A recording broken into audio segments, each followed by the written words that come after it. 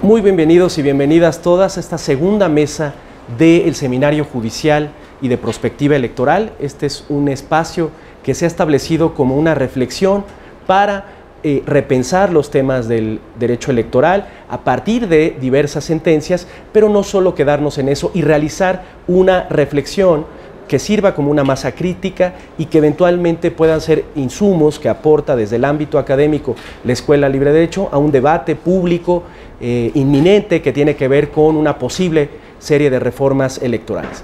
Hemos tratado de construir este espacio con una pluralidad de visiones que hagan, pues eso, complementar y aportar insumos a la discusión y al debate público en esta materia. Esta es nuestra segunda mesa que hablará sobre la desaparición o no de los soples, y es un gusto para mí presentar pues una diversidad de conocedores de muy diversos backgrounds, y me daría mucho gusto que los escucháramos con mucha atención. Quiero presentar en primer lugar a la maestra Mariana Calderón, egresada del ITAM con posgrados, con una formación muy interesante desde el ámbito del Poder Judicial, en la Suprema Corte, en el ámbito de tribunales colegiados. También ha trabajado en la función pública y en la FEPADE, lo que le da una visión muy completa de esto. También fue consejera del Instituto Electoral de la Ciudad de México, y hay que mencionarlo, una de las mejores evaluadas en su momento, que hay que decirlo. Mariana, muchísimas gracias por aceptar venir a esta mesa de debate. Gracias por la Bienvenida. invitación. También quiero mencionar al maestro Mauricio Huesca. Él es actualmente consejero del Instituto Electoral de la Ciudad de México. Bienvenido, Mauricio. Él es egresado del TEC de Monterrey, con diversos posgrados en la misma institución, en la Universidad Castilla-La Mancha, y ha tenido una serie de participaciones como funcionario en el entonces IFE, como secretario de Estudio y Cuenta en la Sala Superior del Tribunal Electoral, y un consejero muy activo en diversas actividades de índole académico. Bienvenido, Mauricio, es un gusto tenerte. Por otro lado, también tenemos al consejero Luis Octavio Vado Grajales. Él es consejero del OPLE de Querétaro, un doctor en Derecho por la Universidad de Querétaro, constante, activo en redes sociales, y un conocedor no solo del ámbito del derecho, sino de la literatura, y ha estado muy pendiente de esta discusión que se está dando en el ámbito legislativo, y va a ser también un placer escucharlo. Bienvenido, Octavio. Gracias, Arturo, buen día. Y finalmente quiero presentar a Arturo Espinosa Silis. Él es director de Estrategia Electoral, una consultoría que se ha destacado no solo por generar materiales que a los estudiosos del derecho electoral pues nos resulta de mucha utilidad, ha generado una interesante masa crítica para consultar diversos elementos en muy diversos temas del ámbito electoral y constitucional. Destaca por iniciar esto de litigio estratégico en materia electoral, y también por una actividad académica importante como docente tanto en la UNAM como en la Universidad Panamericana. Tocayo, bienvenido. Gracias, Tocayo, muchas gracias. Bueno, pues sin más preámbulo, yo quisiera iniciar con ustedes. Son 3 rondas de 7 minutitos. Agradecería mucho su tener ahí el pulso, yo se los haré ver, y un poco me gustaría iniciar con una línea de continuidad de la mesa anterior que tuvimos sobre la discusión de la desaparición o no desaparición de los soples. Como se sabe, hay una primera iniciativa o diversas iniciativas del partido político Morena sobre desaparecer a los soples, y aquí en este momento me gustaría un poco dar algunas conclusiones de la primera mesa. Básicamente, si pudiéramos resumir esa propuesta, tiene por objeto el principio de austeridad, es decir, ahorrar recursos importantes y redistribuirlos en el ámbito de las entidades federativas para tener esta lógica que tiene el nuevo gobierno, y ese es un planteamiento muy concreto que busca la austeridad y una redefinición del federalismo. Buena parte de la charla de ayer se refirió al tema de reentender el federalismo electoral. Si se invade o no este ámbito de soberanía por parte de los estados, el que desaparezcan estas autoridades. Se estableció también que hay modelos diferenciados, modelos atemperados, que establecerían un modelo permanente o no permanente de estos organismos, y en ese sentido me gustaría que partiéramos de ahí. Este planteamiento muy puntual, muy claro, sobre si deben de desaparecer a partir de una idea de ahorro de recursos económicos, se establecen algunas cifras y que se dice que finalmente si está el INE, que cuenta con facultades y con una infraestructura establecida en todo el país, sí deberían de seguirse los soples teniendo esta autoridad. Se planteaba también que siempre los modelos federales pues tienen esta doble visión de las autoridades en muchos otros esquemas, no solo en el ámbito electoral, pensemos en el ámbito de salubridad, seguridad pública, en fin, poco ese es el planteamiento en términos generales. Ustedes conocen esta iniciativa y pues será un placer escucharlos. Entonces, si lo tienen a bien, empezamos contigo, Mauricio. Claro que sí, muchas gracias, Arturo, pues encantado de estar esta mañana con Mariana, con Octavio y con Arturo y desde luego contigo en esta maravillosa escuela que pues siempre se ha destacado por tener este tipo de seminarios que justamente contribuyen mucho a la deliberación pública y al debate de la construcción de nuevas figuras. Y más ahora que está en boga todo esto, el rediseño, que sabemos que cada 3 y cada 6 años hay reestructuras, reingenierías constitucionales a nivel electoral, y pues esta no va a ser la excepción, y desde luego pues es muy importante tener foros como este para poder tener todos los elementos sobre la mesa y a partir de eso pues elegir el modelo que mejor convenga al país. Bueno, pues este tema de la desaparición de OPLES, los costos, en temas de costos, la verdad es que es un tema relativo, Arturo. La verdad es que yo más bien lo enfocaría a partir de una planeación estratégica de cada instituto electoral de las entidades federativas. Quiero platicar el tema particular de la Ciudad de México. Nosotros ya llevamos 2 años con una certificación ISO electoral que nos ha otorgado la Organización de Estados Americanos, en el cual el compromiso con esta certificación con la ciudadanía es precisamente profesionalizar con mayor profundidad en los más altos estándares internacionales de procesos y procedimientos electorales, pero no solamente eso, sino también que la planeación del gasto público sea racional y sea racionada, desde luego. Es decir, que no haya una política pública que se diseñe desde el instituto, pues, elaborado sobre las rodillas, en la cual no tenga ningún sustento, ningún mecanismo de rendición de cuenta, ningún mecanismo de medición. Por el contrario, a través de esta certificación lo que se busca es precisamente transparentar la utilización del recurso público, pues evaluar las políticas públicas para poder desechar o mejorar los procesos y procedimientos, y desde luego con ello contribuir en una optimización de los recursos que se reciben. En tema de presupuesto también es justo mencionar que gran parte de los institutos electorales su presupuesto se le va en temas de financiamiento público. Es un tema que a lo mejor está poco explorado, poco dividido, pero hay muchos institutos electorales que sí hacen este ejercicio de rendición de cuentas, de partir en todos los rubros que piden el financiamiento público para evidenciar que no todo es gasto operativo de los institutos, sino gran parte se va a los institutos políticos. Y pasado este punto, me gustaría retomar para mí la importancia del federalismo, por si no hay otra oportunidad para ponerlo sobre la mesa, y es que el federalismo, desde mi punto de vista, es importante porque justamente trata de resolver y desarticular cualquier conflicto, cualquier temor, sospecha temor sobre cómo se llevan a cabo los procesos y procedimientos electorales. En el Estado mexicano como tal tenemos un nivel de blindaje del sistema electoral que ha llegado a tal grado que la propia ciudadanía desconfía del propio procedimiento por el nivel de blindaje que se ha construido con el ánimo de proteger el voto libre, secreto y directo. Bueno, pues los institutos electorales locales tenemos de primera fuente el tacto de proximidad con la ciudadanía para poder desarticular estos temores. ¿Por qué? Porque conoces en actividades de campo a la ciudadanía con la que estás trabajando. No es lo mismo diseñar una política pública de una casilla única desde el centro del país, que tenga que operar en la sierra, que tenga que operar en las costas, que tenga que operar en el Bajío. ¿Por qué? Porque son realidades total y completamente diferentes en ideología, en contextos, en pensamiento, en modelos políticos como se han construido. Entonces me parece que delicado tratar o pretender desde manera centralizada llevar a cabo toda una parafernalia estatal para la organización de las elecciones.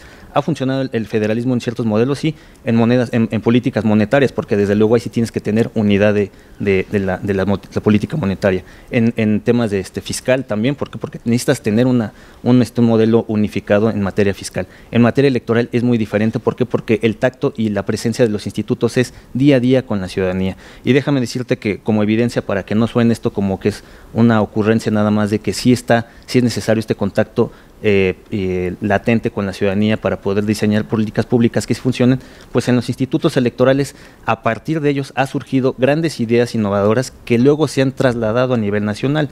Temas de ellos, y bueno, quizá aquí Mariana, que fue consejera electoral del Instituto Electoral del entonces Distrito Federal, no me dejará decir una cosa contraria, pero desde el Instituto Electoral del entonces Distrito Federal se diseñaron materiales electorales que hoy por hoy se fueron incorporando a nivel nacional. ¿De cuáles hablo?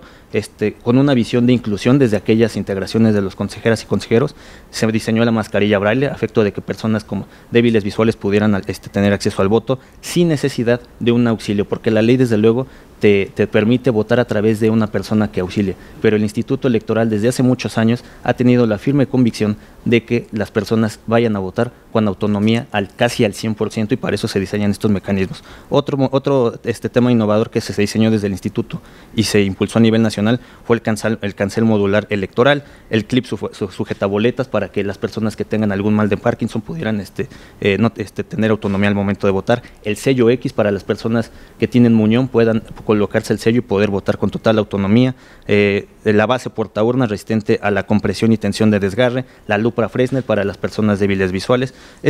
Hablando en temas de material electoral, pero también en temas de urna electrónica, pues bueno, hay que hablarlo con total franqueza. El Instituto Electoral de Coahuila desde el 2001 ya incorporó la práctica del voto mediante votación electrónica en casilla. El Instituto Electoral de la Ciudad de México, desde luego, desde 2003 tuvo una participación con Brasil para el préstamo de algunas boletas urnas electrónicas, luego se diseñaron unas en conjunto con el Instituto Politécnico Nacional y de esta manera se pudo tener en 2006 utilización de medio electrónico. Hablando de temas electrónicos, también el Instituto Electoral de la Ciudad de México, preocupado por el tema de que nosotros tenemos la jornada electoral y del cómputo el mismo día, diseñó un tag para poder identificar sin necesidad de abrir el paquete electoral al momento de que crucen los arcos de las puertas del instituto, de las juntas locales y federales, ver si en ese momento el paquete electoral que está transportándose una junta federal, una local, lleva paquetes o documentación que corresponde a una y otra elección. Entonces eso es muy importante porque eso nos permitió identificar con mucho tiempo, con anticipación, dónde se encontraba una documentación que no fuera de una elección y de esta manera generar protocolos de intercambio de información, siempre bajo el principio de certeza y legalidad, para que en presencia de los partidos políticos se les dijera de antemano: hay documentación faltante, la tenemos perfectamente identificada y hay un protocolo para este propósito. No me quiero extender, creo que ya pasaron ahorita mis minutos de tiempo, entonces me esperaré a la siguiente ronda para seguir hablando del mismo tema. Perfecto, muchísimas gracias, Mauricio. Ahora, si lo tienen a bien, pues escucharemos al consejero Octavio Grajales. Adelante, Octavio. Gracias. Yo quisiera irme un pasito atrás de lo que muy claramente puntualiza Mauricio, de lo que se ha aportado desde lo local, y quisiera empezar más bien con una autocrítica, hablando de los institutos electorales locales. No me gusta hablar de OPLES porque me parece que invisibilizamos. Cuando decimos OPLES, parece que todos somos iguales. Y la realidad es que no, tenemos distintas características que atienden a los distintos estados y municipios que atendemos. Y mi autocrítica es la siguiente: nos hemos presentado únicamente como instituciones electorales y la verdad es que me parece que es un reduccionismo. Somos auténticos institutos de la democracia, porque hacemos mucho más cosas que las elecciones. Desde luego hacemos elecciones, pero incidimos también en la participación ciudadana. Nadie tiene en México más experiencia en la realización de consultas populares que los institutos locales. El INE no la tiene, ¿por qué? Porque no los ha hecho. No porque no quiera, sino porque no se han autorizado. 1, 2, la Constitución nos otorga facultades específicas en materia de educación cívica. Por esto ya va a haber incluso un encuentro nacional justamente con este tema, y es algo que los institutos locales hemos abrazado. Lo que estoy tratando de decir entonces es que no solamente atendemos elecciones, sino que desarrollamos funciones auténticamente de promoción y de construcción de la democracia. Y me parece que ahí hemos fallado a veces en presentarnos como tales. En ese sentido, y tratando de hacer una lectura de los nuevos tiempos, si estamos en un cambio de régimen que no un cambio de gobierno, y si este cambio de régimen implica modificar estructuras, instituciones y procedimientos, me parece que ahí hay cosas interesantes que podemos leer. Ahí me parece que estamos apuntando hacia un nuevo tipo de federalismo, un federalismo cívico. De eso ya hablaba Hamilton, pero también un federalismo participativo. Y cuando me refiero a esto quiero decir esencialmente tres cosas. Federalismo porque implica el respeto de lo que nos hace distintos, pero el mantenimiento de lo que nos hace iguales, de lo que nos hace ser una nación. Cívico porque la democracia, y creo que esta es una idea de Octavio Paz, y si no me podrán corregir, la democracia exige ciudadanía, pero ayuda a formarla. No hay democracia sin ciudadanos, pero tampoco hay ciudadanía sin democracia. Es un círculo virtuoso. Y en un tercer momento participativo, porque creo que buena parte de la inquietud social tiene que ver con la necesidad de dejar de ser meros individuos, un agregado de individuos, y convertirnos en comunidad, esto es, en personas que deliberan y toman decisiones que tienen que ver con su vida política inmediata. En ese sentido de un federalismo cívico y participativo, que creo que es lo que se está construyendo, ahí es donde tenemos que dejar claro que los institutos electorales somos auténticamente institutos de democracia, porque incidimos en esos tres elementos. Para ir cerrando mi primera intervención, yo quisiera poner el ejemplo de Querétaro. Mauricio hablaba de algunos elementos muy interesantes aquí del Instituto de la Ciudad de México. Lucy, por ejemplo, es un esfuerzo importantísimo. En el Instituto de Querétaro, en 2013, atendimos 4,794 personas en actividades de educación cívica. En ese momento éramos 47 personas, contando los 7 consejeros.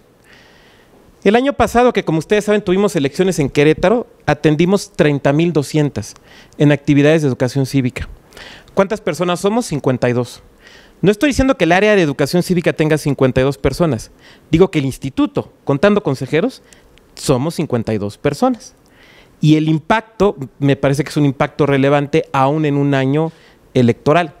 Pondré un ejemplo. En Querétaro tenemos una importante población otomí. Ellos se autodenominan ñañús y nosotros tenemos programas de educación cívica justamente en ñañú, el programa Yandí, que tiene que ver con la formación cívica en secundarias en el municipio de Amealco, donde más del 40% de la población es otomí. En ese sentido, entonces, me parece que los institutos locales participamos de forma importante en esa construcción de ciudadanía. Terminaría señalando un poco el tema presupuestal. Desde luego, reducir la democracia o las elecciones a dinero es una visión que yo creo que nadie sostiene por sí misma. La democracia es mucho más que dinero, las elecciones son mucho más que dinero, pero vamos a verlo desde esa perspectiva. En Querétaro, de nuestro presupuesto, más del 50% se va a transferencias a partidos políticos. Me parece que si la intención es ahorrar, y desde luego es una intención que comparto, ahí tenemos el primer foco que podríamos atender. Muchas gracias, Octavio. Pues es interesante siempre un poco uniendo ambas intervenciones.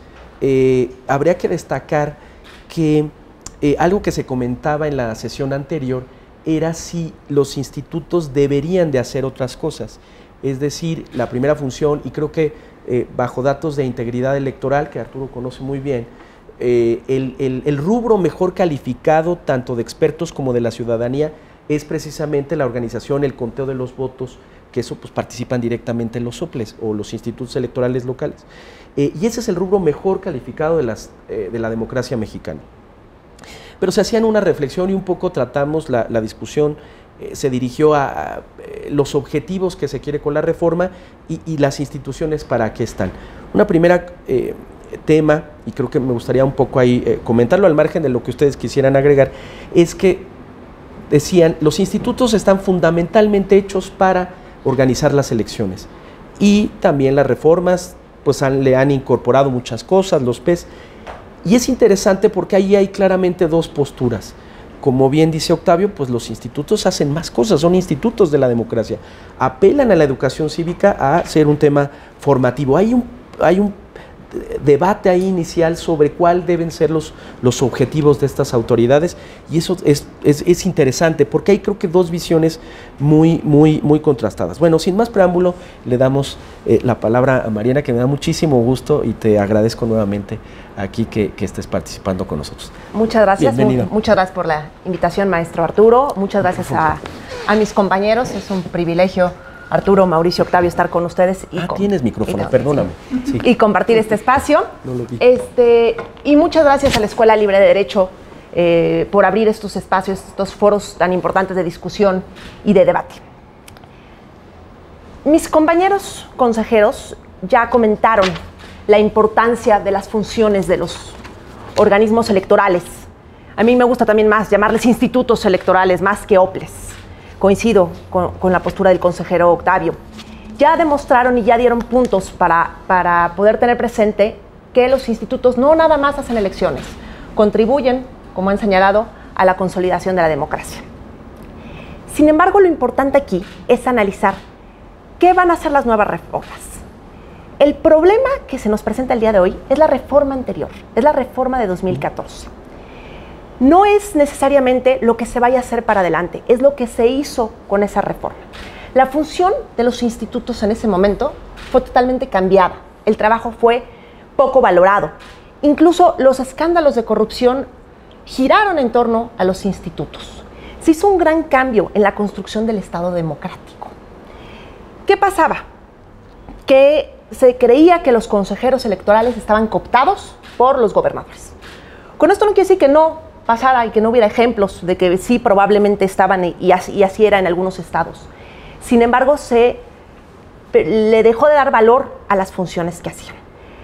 En los últimos años, la democracia ha ido cambiando y se han hecho y realizado reformas constitucionales a resultado de los procesos electorales. Hay que tener presente la reforma de 2007, originada por las elecciones de 2006. Fue una demanda del partido que perdió en contra del partido que ganó para poder estabilizar las cosas. Lo mismo pasó con la reforma de 2014. Fue al fin de cuentas un costo que se tenía que pagar. ¿Y qué pasó? Que no se hizo un análisis suficiente y necesario de qué tipo de democracia queremos, cómo queremos que funcionen nuestras instituciones y hacia dónde vamos. Se fueron apagando fuegos y se fueron estableciendo regulaciones para poder ir cambiando los escenarios y creer que si nacionalizábamos, en el caso de la reforma de 2014, los procedimientos electorales y la autoridad electoral, todo esto iba a funcionar. Y creo que la construcción, o lo que habría que valorar en este momento, es este momento, el de 2014.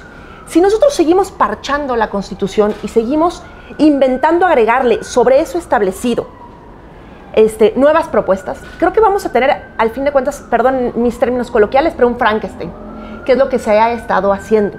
Estamos generando instituciones muy complejas en todas las materias de la vida política del país, no nada más en la electoral. Pero creo que nos puede llevar a una gran colisión, un gran problema en la materia electoral. Se ha ido constitucionalizando todo. Todo el actuar actualmente está en la Constitución. Basta leer artículo 40, 41, son hojas y hojas, contenidos y contenidos. Y la Constitución ya se ha vuelto una moneda de cambio. Ya modificar la Constitución es algo muy sencillo. Modificar la Constitución ya es algo común y corriente y estamos agregándole a la Constitución absolutamente todos los detalles que la legislación, desde mi punto de vista, debía tocar. Al fin de cuentas, la Constitución es la Carta Magna, es donde se establece los criterios orientadores del funcionamiento del Estado mexicano, mas no necesita tener el tipo de tecnicismos con el que se ha jugado en los últimos años, ¿no? Dicho esto, me gustaría tocar un tema. Comentaba el consejero Mauricio respecto a los costos de la democracia. ¿La democracia es cara en México? Sí. La respuesta es carísima, ¿ok? Sin embargo, hay que entender por qué es cara. Y para poderles explicar este punto, les voy a contar una anécdota. Hace como unos 20 años vinieron a México, si mal no recuerdo, servidores de otros estados, de países de Europa. Vinieron españoles, vinieron irlandeses. Y vinieron a conocer la credencial del elector. Vinieron a ver, porque nosotros, como país vanguardista en el tema, teníamos la credencial del elector más avanzada que pudiera haber. Tenía mecanismos de seguridad muy exactos, muy precisos. Y recuerdo en el diálogo y en la discusión haber visto credenciales de elector de esos países. Y para hace 20 años eran, creo que, simples micas, ¿no? Una hojita con algunos detalles estatales y una mica. Estábamos impactados. Pero lo delicado de esto no era estar orgullosos como Estado mexicano que tuviéramos una credencial de elector tan avanzada. Era qué nos llevó como Estado mexicano a tener una credencial de elector tan avanzada. Y era el grado de falsificación de la credencial. Se tuvieron que establecer muchos mecanismos de seguridad para poder tener una credencial que no fuera falsificable y que pudiera garantizar la identidad de cada persona y el ejercicio del voto de una sola persona. ¿A qué voy con esto? Las instituciones mexicanas del sistema electoral son caras, efectivamente. ¿Pero por qué? Porque se ha tenido que crear una estructura muy compleja para poder atender a la dinámica social y de partidos políticos que nos han ido llevando a perfeccionar las instituciones con este tipo de cosas, ¿no? Y ahora, como bien señalaba mi compañero consejero, sí, las instituciones son caras, pero el mayor gasto no es para el funcionamiento de los institutos locales, es para el funcionamiento de los partidos políticos. Entonces, creo que la reflexión de la austeridad, del ahorro de gasto que es necesario, se tiene que centrar más bien hacia la reducción del financiamiento que obtienen los partidos políticos, tanto para sus actividades regulares como para las actividades en los procesos electorales. Ya existen reformas que están proponiendo eso. Las han existido, sin embargo, no ha habido un Congreso que realmente lo haga una realidad, ¿no? Y esto nos va a llevar después también a analizar y a pensar respecto al financiamiento en los partidos políticos. ¿Cómo debe de ser? ¿Cuánto debe de ser? ¿Qué cantidad es necesaria para la realización de sus actividades? Y después nos llevará a un discurso y a un debate todavía mucho más complejo, que sería financiamiento público-privado, ¿no? Pero si vamos a hablar de austeridad en la democracia mexicana, lo primero que tenemos que reflexionar antes que analizar la función de los institutos o buscar afectar el funcionamiento de los institutos locales es los recursos que reciben los partidos políticos.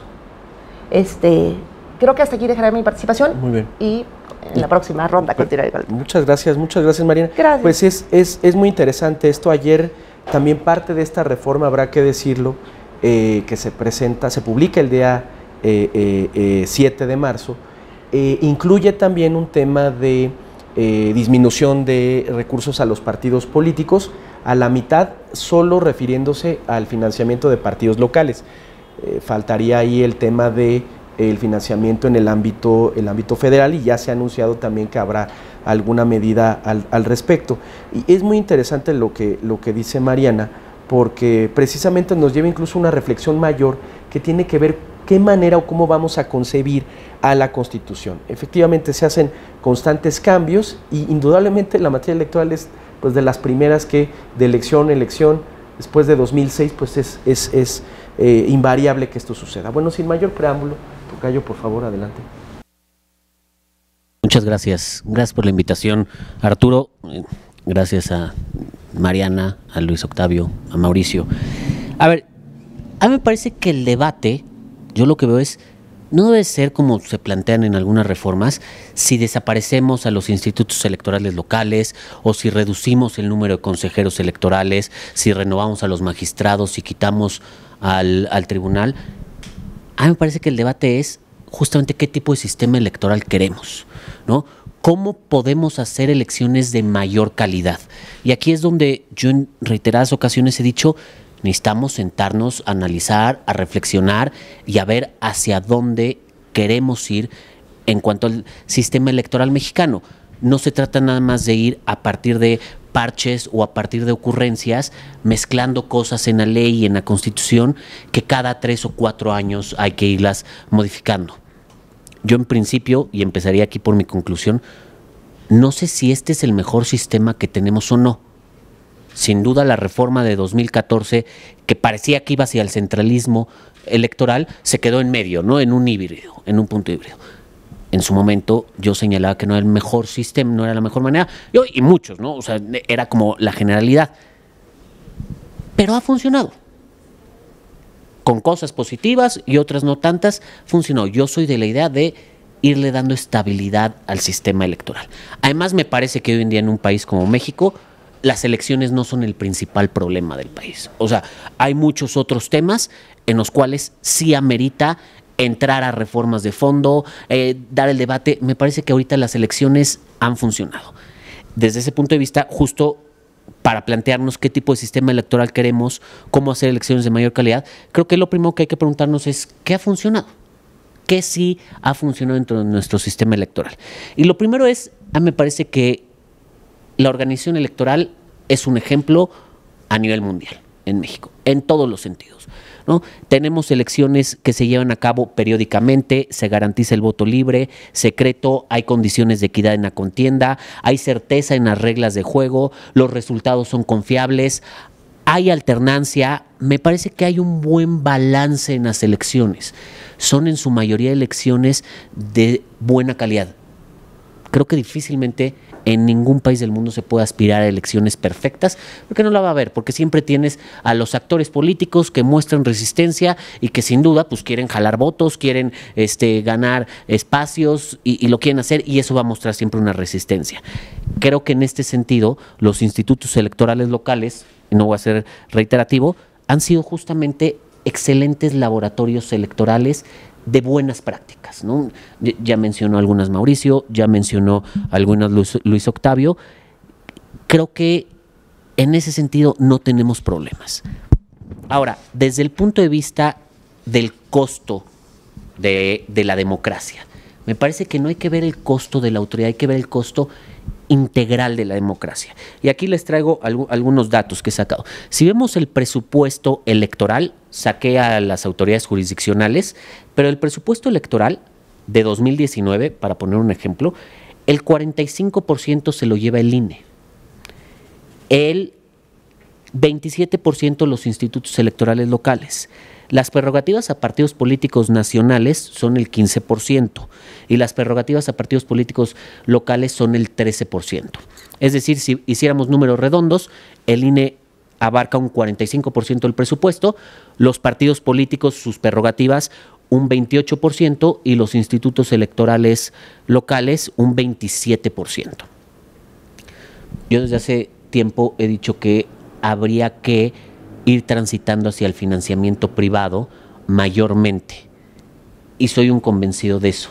Lo único, hablando ahorita que también la reforma toca eso, yo no sé si sea el momento adecuado, en el que tenemos un partido tremendamente mayoritario y partidos mucho más pequeños.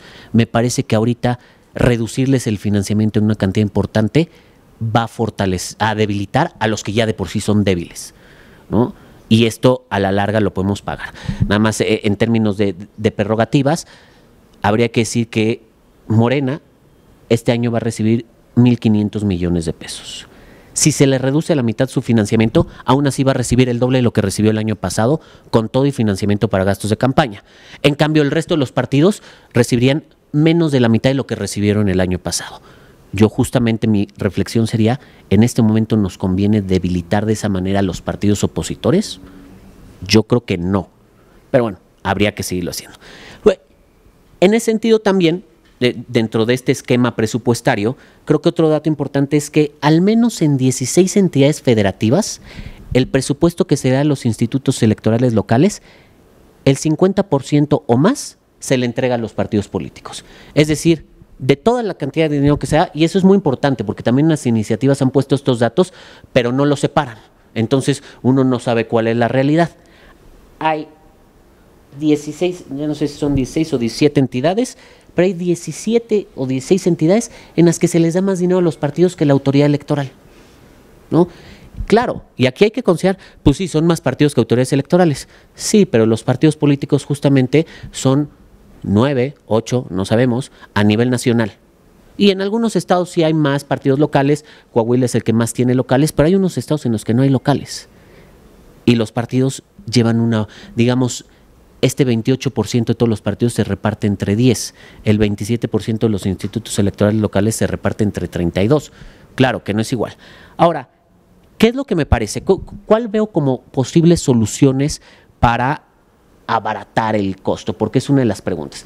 Lo cierto es que hoy en día la austeridad es una regla, es una premisa general del Estado mexicano y tampoco podemos desconocerla, ¿no? Nos guste o no, es una realidad. Yo lo que veo es, sin duda, un tema es la reducción al financiamiento, ya planteé mis dudas, pero también creo que pasa por una simplificación regulatoria.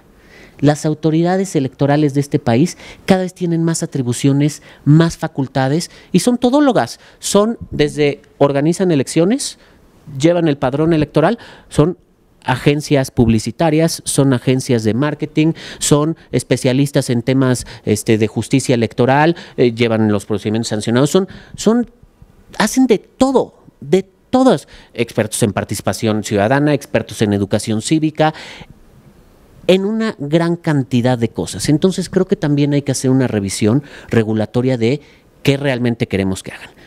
Y por último, también creo, en un afán de autocrítica, que es necesario hacer una verdadera mejora regulatoria al interior de los órganos electorales para la eficiencia y efectividad del gasto. También creo que es algo necesario y nunca está de más. Respondes a estos tiempos de austeridad. Hasta ahorita creo que aquí lo dejaré. Sí, muchas gracias, Tocayo. Interesante este tema. Ayer una de las cosas, de las conclusiones a la que se arribaba es que todos coincidían en que la austeridad estaban de acuerdo, y es el típico problema, que estamos de acuerdo en los objetivos y es cómo hacerle el tema de la austeridad. Aquí en esta ronda y es muy interesante esto de la simplificación, porque parece que reforma con reforma es agregarle facultades a los órganos.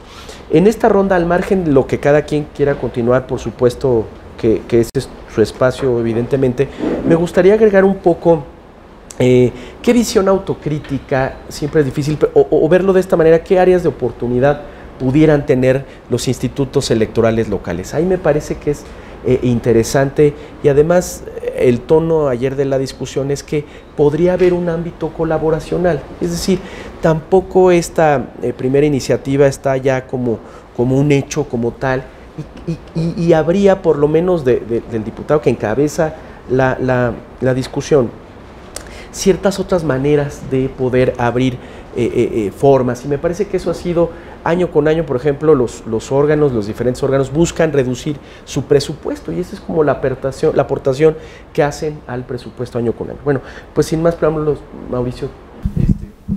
Gracias. Bueno, pues haciéndome cargo de la provocadora invitación que nos haces, desde una autocrítica de los institutos electorales, o al menos desde mi concepto, el tema el presupuestario que tiene pues una visión de área de oportunidad es precisamente seguir con la profesionalización de los institutos electorales. Recuerdo muy bien cuando fue el tema de la certificación de la OEA en el Instituto Electoral, nos comentaban que el Instituto Electoral de Ciudad de México era el único instituto subnacional del mundo que tenía esta certificación. A nivel nacional, en México nadie la tiene, pues nada más se lo tendrá el INE, pues, pero no la tiene tampoco. Entonces, me parece que es un tema relevante que podría ser un área de oportunidad para todas las hermanas y hermanos autoridades que somos de institutos electorales locales. ¿Por qué?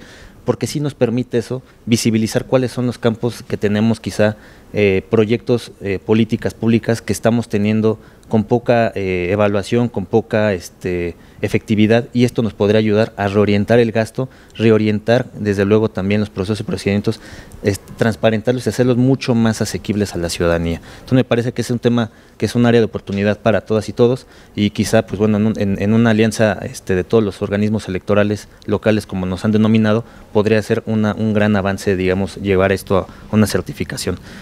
Por otra parte, la verdad es que me quedé, pues me gustó mucho la forma como lo abordó Octavio el tema de los institutos electorales, y quiero también, si me lo permite, seguir con esa línea discursiva.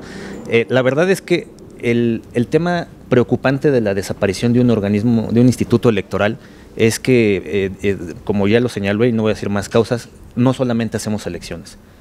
Somos un instituto que tenemos, o varios institutos que hacemos en 3 dimensiones actividades: educación cívica y construcción de ciudadanía, desde luego, participación o mecanismos de participación ciudadana, y, por cierto, también hacemos elecciones cada 3 años. Pero lo que hacemos día a día es un esfuerzo brutal por todos los órganos desconcentrados, las oficinas centrales, es día a día generar ciudadanía.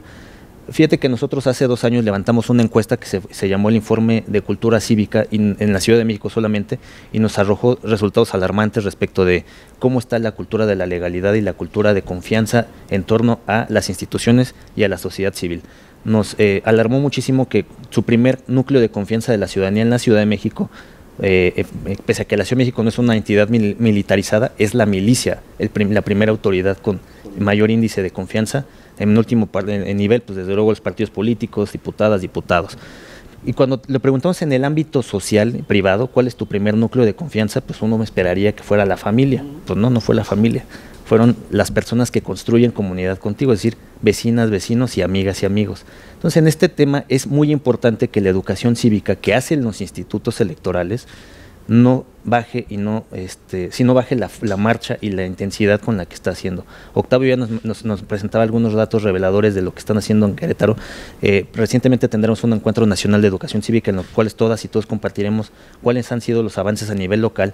En el Instituto Electoral de la Ciudad de México tenemos importantes esfuerzos también por atender a la construcción de la ciudadanía, que dicho sea de paso, déjame comentarte que por mandato constitucional se quitó el tema de la educación cívica en la autoridad nacional de la Secretaría de Educación Pública. ¿Por qué? Pues porque se pensaba que necesitaba transitarse a un diseño más plural en el cual no quedara la educación cívica en manos del partido político en el poder, sino que fuera con una visión pluripartidista, y de esa manera fue delegada en los institutos electorales locales.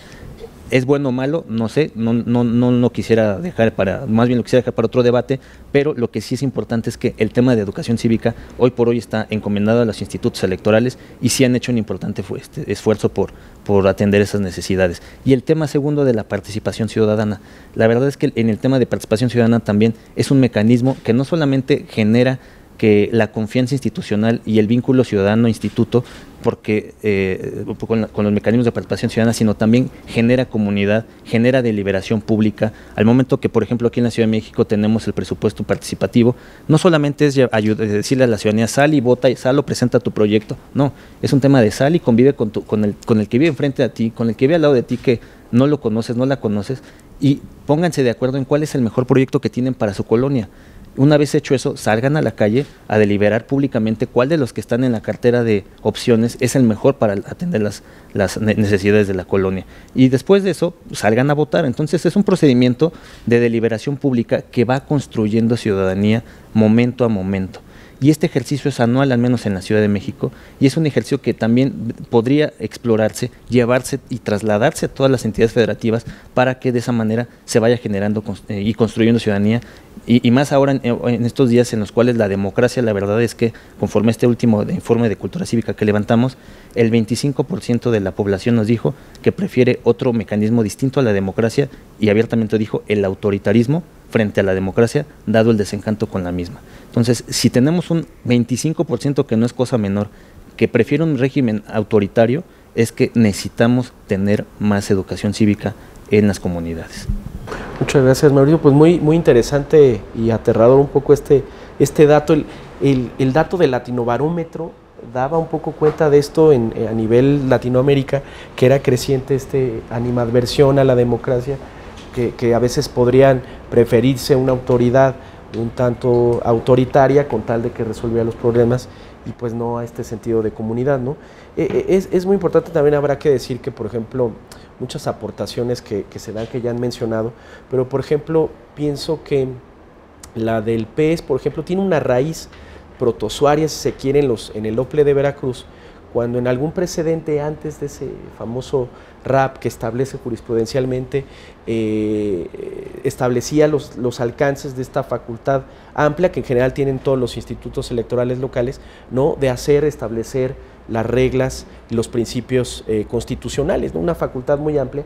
Y hay un antecedente del Instituto Electoral Veracruzano donde se empezó ahí a construir, no con la contundencia que después tuvimos en ese famoso recurso de apelación, pero es de otras cosas que pues aportan en el día a día y estos ejercicios. También me parece que vale la pena mucho hablar del tema de los presupuestos participativos, que es pues eso, ¿no?, que una colonia escoja cuánto dinero podrá determinarse en proyectos y banquetas o la luz, y eso es tal vez algo que caracteriza, me parece, al Instituto Electoral de la Ciudad de México. Bueno, sin más preámbulo, Octavio, pues si seguimos con tu participación, y igual también alguna idea sobre qué visión crítica, es decir, también ayer le preguntábamos al diputado, y en general todas las posturas, y al margen de lo que tú quieras agregar, esa circunstancia, ¿no? Es decir, me parece que este diálogo tiene que establecerse con pues todas las circunstancias que rodean a las actividades de un instituto electoral, ¿no? Claro, y mira, no venía preparado, pero traigo este libro que estoy leyendo, The People versus Democracy, de Yascha Mounk, un profesor de Harvard, Y habla de lo que tú puntualizas, de cómo en el mundo occidental cada vez más se va desconfiando de la democracia y se va empezando a confiar en otras formas de gobierno que esencialmente implican una figura fuerte, ¿no? Tenemos a Víctor Orbán, esta democracia iliberal que él ha bautizado, el régimen de Polonia, tenemos a Rusia, tenemos varios ejemplos por ahí, digo, por no hablar de los más cercanos e inmediatos a México, que nos hablan de esta desconfianza. Y yo quisiera, a ver, voy a decir algo que a lo mejor va a sonar un poco fuerte, pero yo soy un profundo convencido del federalismo y creo que hay veces, no lo digo por nadie en particular, pero lo digo por todos y a lo mejor me incluyo, hay veces que desde un Starbucks de Polanco se piensa que todo México es Naucalpan y no es así. Voy a poner un ejemplo. Tenemos el municipio de San Joaquín en Querétaro, un municipio pequeño donde nunca había habido alternancia política, la acaba de haber con un candidato independiente. Un municipio que probablemente los funcionarios de oficinas centrales de algunas instituciones electorales no conozcan, que no tienen además por qué conocer o que probablemente no les resulte relevante. Pero si nacionalizamos las elecciones, vamos a volver a San Joaquín un problema nacional cuando hay un problema respecto de la elección de algún regidor. Digo, calles le van a faltar a la Ciudad de México para recibir a toda la gente de los más de 2.496 municipios que quieran venir a protestar.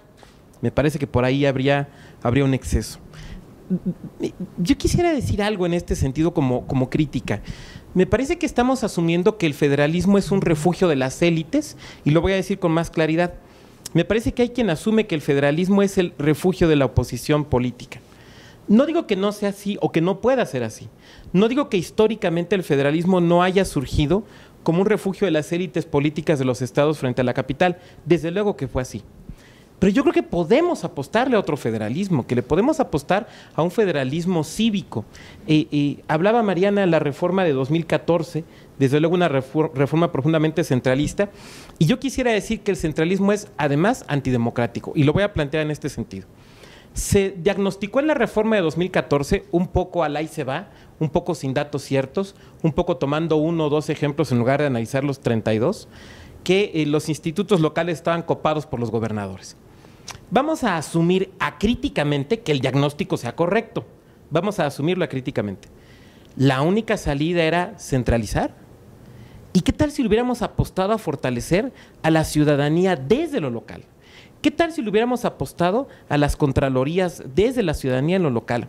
¿Qué tal si lo hubiéramos apostado a la supervisión ciudadana y las organizaciones de la sociedad civil desde lo local? ¿Qué tal si lo hubiéramos apostado a fomentar y a crear una ciudadanía más consciente de sus derechos y con mayores capacidades, instrumentos y formación para reclamar esos derechos? Pero en lugar de apostarle a eso, le apostamos a la centralización. ¿Por qué?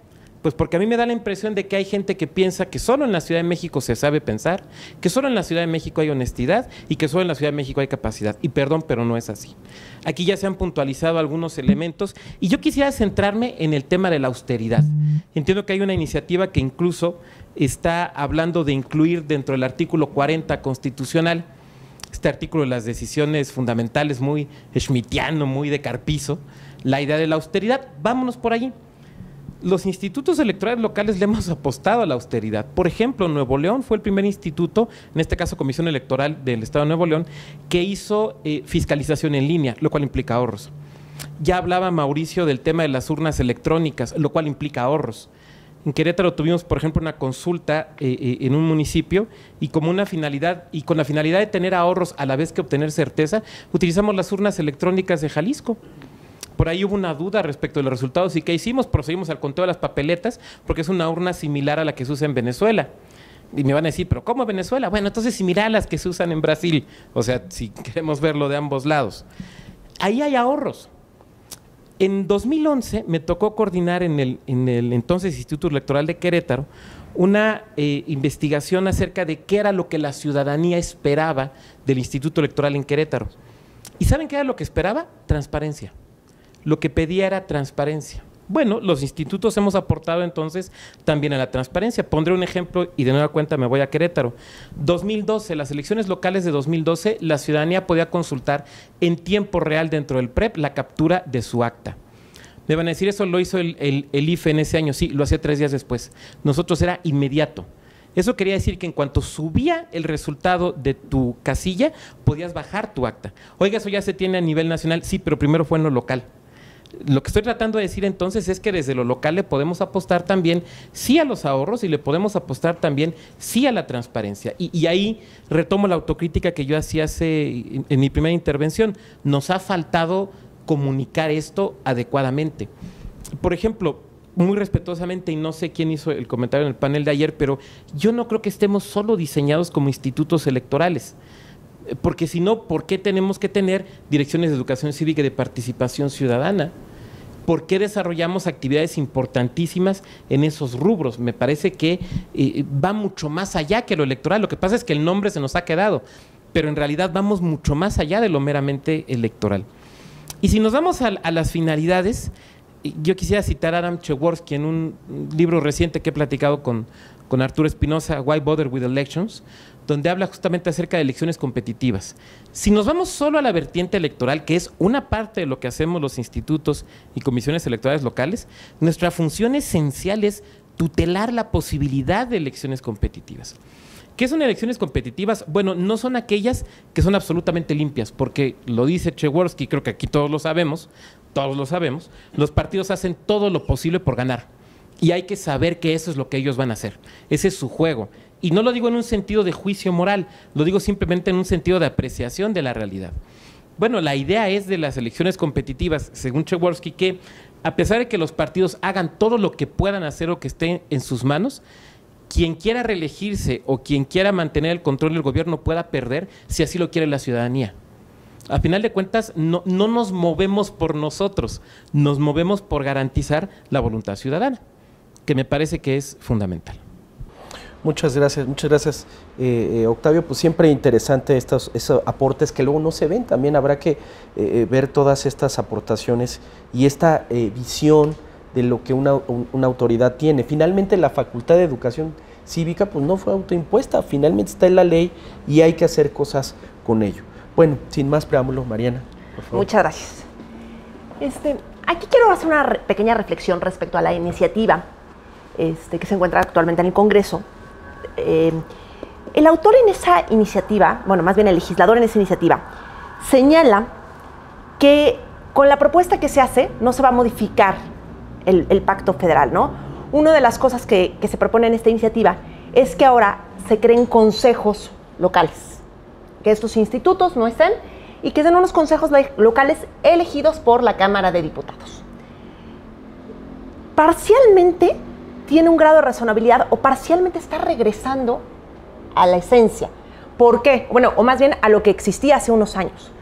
Porque estos organismos o consejos locales serían de personas que vivieran en la entidad, que hubieran nacido en la entidad o que llevaran 3 o 4 años de residencia y serían elegidos por la Cámara de Diputados. ¿Qué pasa? ¿Qué significa esto? La representación o la elección se va a el órgano de representación de la voluntad popular, ¿no? Entonces vamos otra vez ahora a crear, la propuesta es otra vez crear organismos locales elegidos por la Cámara de Diputados. ¿Sí? Y como decías, a ver, yo no sé si vale la pena moverle a un sistema que está tratando de funcionar. Pero ahora la discusión se ha centrado en torno al federalismo, ¿no? Más centralista es la postura o se está afectando al federalismo. Hay que recordar que al fin de cuentas en el federalismo los estados ceden parte de su soberanía a la federación. Y el pacto federal se hace con la voluntad de los estados, ¿no? Puede ser un estado sustancialmente centralista o puede ser mucho más federalista. Todo depende de qué voluntad vaya a ceder el estado, ¿no? Pero ¿qué está pasando aquí? Se nos está olvidando las dinámicas locales. Cada estado es diferente. Estamos tratando de crear un saco a la medida para todos los estados. Estamos haciendo problemas locales, problemas federales. Va a tener que resolver, y con la construcción actual así se resuelve, o se va a tener que resolver un problema de Monterrey con gente de Mérida, bueno, en la Cámara de Diputados, ¿no? O sea, se van a elegir consejos locales de gente con dos visiones totalmente diferentes. El país es muy grande, muy complejo, con muchas particularidades en lo local, ¿no? El problema de cómo se ha diseñado, si bien está funcionando, es cierto, está funcionando. Y insisto, creo que aquí coincidiré con Arturo en que tal vez ya vale la pena no moverle, ¿no? Y no seguir aumentando a nuestro escenario electoral más elementos, más herramientas, o haciéndolo más complejo. Pero, ¿qué es lo que pasa con la estructura actual? Todas las decisiones sustantivas o la capacidad se tiene en un Instituto Nacional Electoral. Y si seguimos modificando esto y ahora hacemos que los consejos locales dependan de este instituto, pero que sean elegidos por la Cámara de Diputados, seguimos haciendo unas instituciones muy complejas que pueden afectar todo nuestro sistema. Austeridad. Hablaban hace rato de vamos a eficientar los recursos, vamos a hacer una tala regulatoria para analizar en qué se está gastando, ¿no? Y eso es muy cierto. Pero entonces primero hay que dejar al propio sistema trabajar, al propio sistema funcionar, al propio sistema respirar. Han sido constantes reformas y siguen estando. Y entonces la discusión se va, centralizamos, no centralizamos, jalamos funciones, no jalamos funciones. Y es un ir y venir de personal, de regulación, de actividades, que no ha dejado que el sistema funcione. El sistema, como bien lo dijeron, sí, ha funcionado. Es un buen sistema electoral. Yo mencionaba que era carísimo, ¿no? Que era un sistema complejo. Sí, es complejo, pero funciona. Y funciona muy bien. Por eso debemos dejar al propio sistema seguir funcionando. Sí considero que es un poco delicado cómo está estructurado actualmente. ¿Por qué? Porque es cierto que el balance en la distribución de competencias quedó un poco complejo. Siento que se fueron a la autoridad nacional actividades que tienen que verse desde lo local. Tienes una autoridad electoral que te dice cómo, cuándo hacer las cosas, ¿no? Cuando tu presupuesto te lo da la autoridad local, cuando al fin de cuentas la elección es local. La estructura de cada estado tiene un gobernador, una Cámara de Diputados, un propio Poder Judicial. O sea, cada estado tiene su propio funcionamiento y su propia regulación. Si tú vas desde lo nacional dando instrucciones de cómo se tienen que hacer las cosas, vuelves el sistema muy complejo, lo nacionalizas, se te olvida la esencia de cada estado. Insisto, no es lo mismo lo que pasa en Monterrey que lo que puede pasar en un municipio de Oaxaca. Son dos formas de dialogar, de ver las cosas, de vivir, de pensar. Cada uno tiene su propia idiosincrasia, su propia naturaleza, su propia esencia. ¿Qué mejor que existan institutos que sepan cómo hablarle a la gente, que sepan cómo interactuar con los propios funcionarios públicos, ¿no? Entonces creo que analizar el federalismo tiene que partirse desde aquí, desde qué tipo de democracia queremos. Si lo que se está proponiendo otra vez es volver a modificar todo el sistema, creo que mejor, insisto, hay que dejarlo como está. Pero hay que analizar en un primer lugar hacia dónde queremos llevar el funcionamiento de las instituciones democráticas, hacia dónde vamos como país, qué tipo de principios son nuestra prioridad y queremos salvaguardar, ¿no? Entonces, sí creo que toda esta discusión, pues es muy cierto, ¿no? No se está afectando el pacto federal. Pues no se está afectando técnicamente el pacto federal. Los estados están cediendo nuevas voluntades, ¿no? Nuevos intereses, nuevas, más bien facultades. Pero sí existe esa centralización de funciones a poner actores a hablar de diferente manera, ¿no? Esta parte que la Cámara de Diputados, la propuesta que existe, que la Cámara de Diputados sea quien elija a los consejeros de todos los estados, pues es compleja. No era tan mal el funcionamiento que los propios diputados locales fueran los que eligieran a sus consejeros. Si bien podían darse escenarios de corrupción, pues como bien señalaba el consejero, ¿no? Octavio, hay mecanismos de transparencia, de acceso a la información, de participación ciudadana, de involucramiento de la sociedad, que nos pueden ir haciendo que se disminuyan estas cuestiones, ¿no? Y que se vean otros escenarios y que la autoridad siempre esté vigilante, garantizando la participación ciudadana, la democracia, la transparencia y la honestidad en todos estos procedimientos. Sí, muchas gracias, Mariana. La verdad, muy interesante este tema sobre el constante cambio que tiene el sistema electoral mexicano, ¿no? Una de las más o menos conclusiones generalizadas era de que pues, no dejamos poco respirar estos cambios, ¿no? Permanentemente estamos pensando tras de una elección, después de 2006, pues saber qué tuerca le movemos al sistema y sobre todo a las normas constitucionales. Muchas de esas normas pues tendrían, pues la teoría clásica constitucional nos diría, pues esas habrá que dejarlas reposar y los cambios pues tendrían que ser en teoría pues más excepcionales, y a pesar de que nuestro modelo de reforma constitucional es rígido, entre comillas, ya llevamos 700 y feria, ya tenemos la primera de este sexenio y pues ver cuáles otras se acumulan. Bueno, en esta última parte a mí me gustaría, bueno, yo ahorita vamos contigo, Tocayo, poco que tú ya has más o menos vislumbrado algunos cambios, poco que nos pudieran decir también qué cambios, qué propondrían quitar. Ya han dicho, pues hay cosas que hay que rescatar, por supuesto, poco enarbolar esas circunstancias. Pero adelante, Tocayo. Gracias. Yo siempre he dicho, uno de los problemas de la política es como el fútbol, ¿no? En el fútbol todo el mundo sabemos qué tiene que hacer el técnico y qué tiene que hacer el equipo. Siempre hay que traer un jugador nuevo, todo el mundo piensa que la solución es uno distinto y la alineación siempre es diferente. En la política igual. Y el problema de lo electoral es que es más política que parte técnica lo electoral.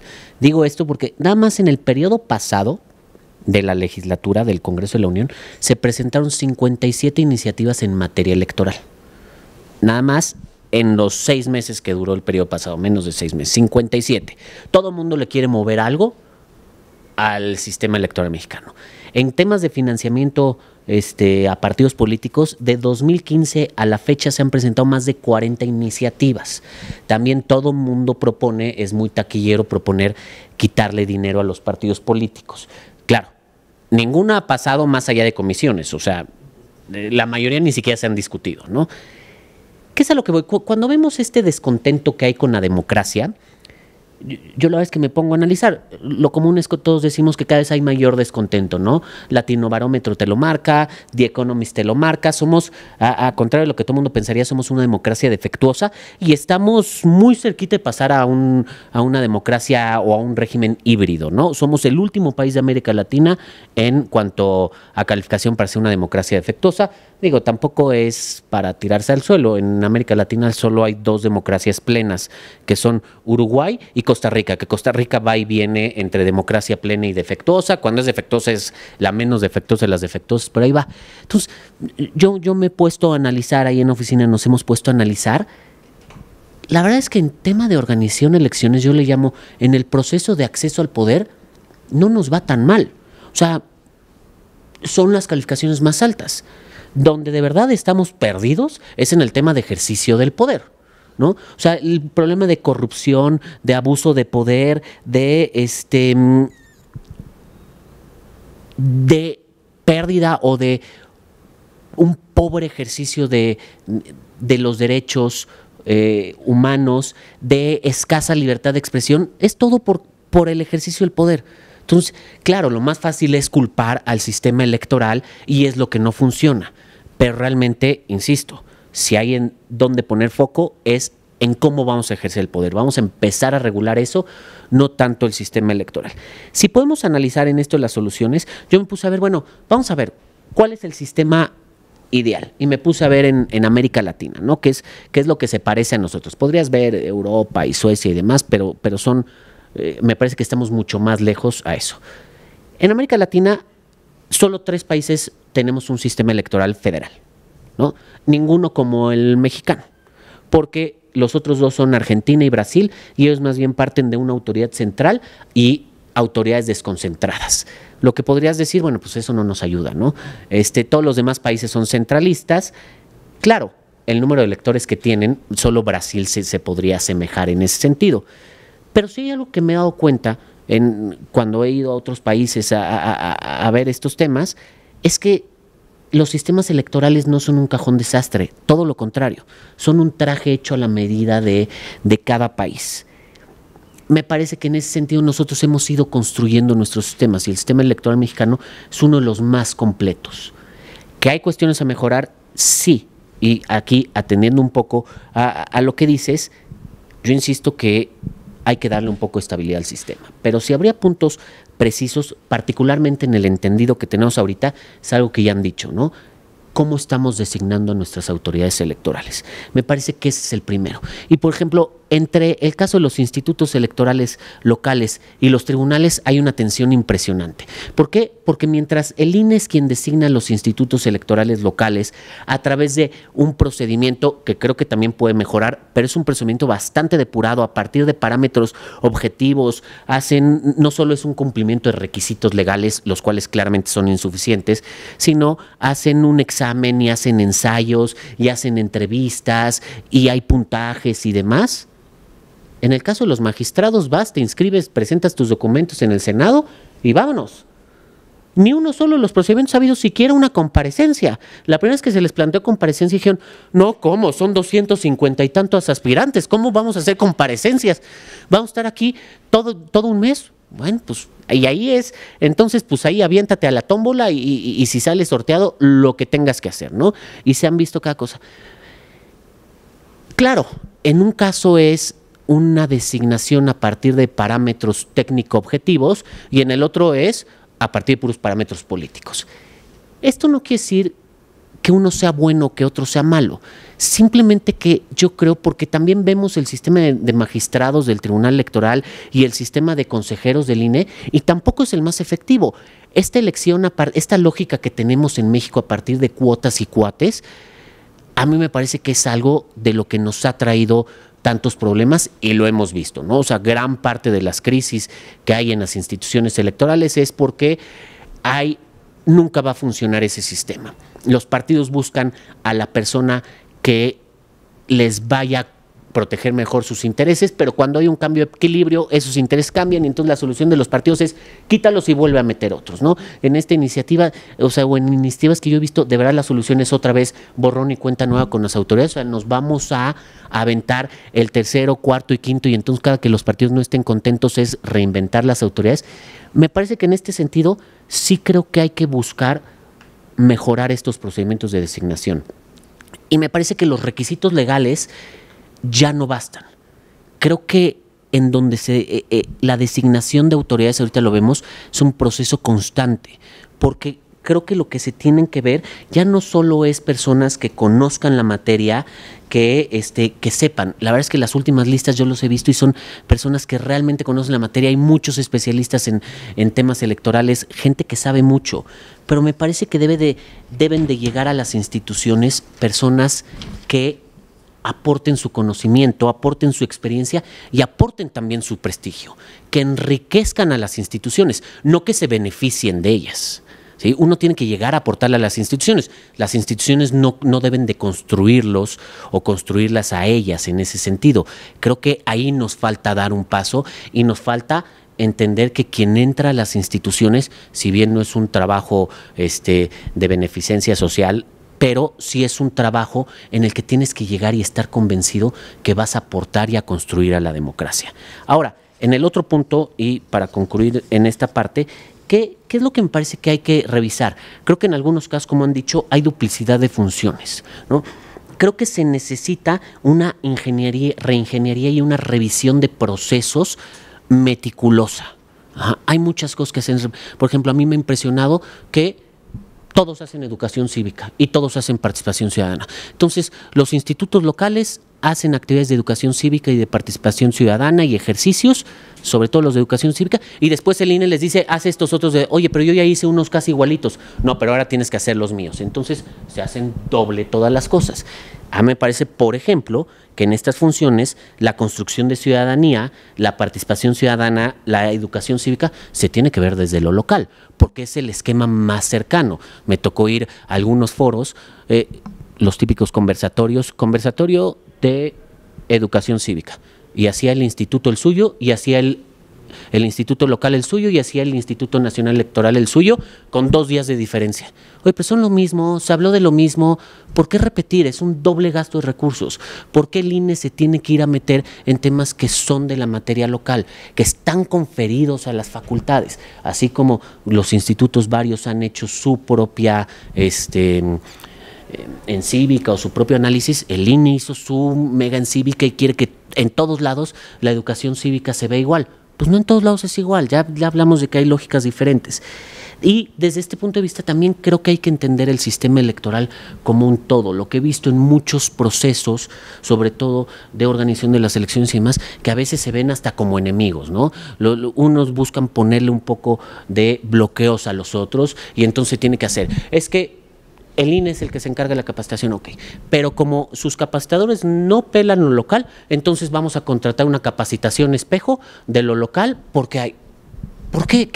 Yo siempre he dicho, y cuando estuve en el tribunal siempre decía, pues el INE no es nuestro enemigo, somos el mismo sistema y todos tenemos el mismo objetivo, ¿no? Consolidar la democracia, fortalecerla, hacer elecciones de mayor calidad, y creo que aquí muchas veces no se ve así. También creo que hace falta este entendimiento y dejar de repetir ciertas facultades que me parece que se duplican. Repito, hay que hacer un análisis a fondo de ese tema.